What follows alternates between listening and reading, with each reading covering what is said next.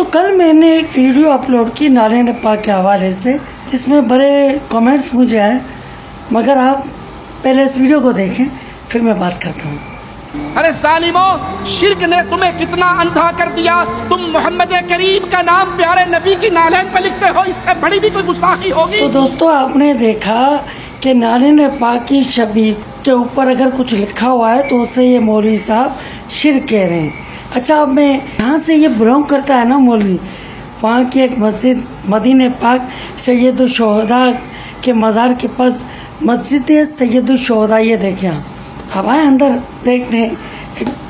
ओहो, कुर्सी ऐसी बनाई है कि नीचे कुरान रखे हुए हैं और ऊपर मौसूफ बैठे हुए हैं। तशरीफ़ इनकी ऊपर है, नीचे से कुरान उठाया, ऊपर बैठ के पढ़ना शुरू कर दिया। ये असल कुरान है, नकल नहीं है।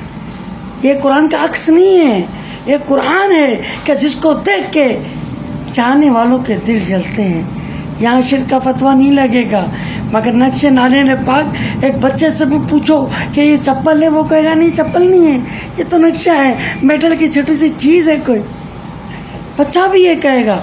मज़ीद इंशाल्लाह दलाइल मैं आपको दूंगा। पहले इस वीडियो को जो सुनिए भाई ना मेरे, वो शेयर करें ज़्यादा से ज़्यादा, ताकि पता चले कि किस तरह लोगों को बेवकूफ़ बनाया जा रहा है।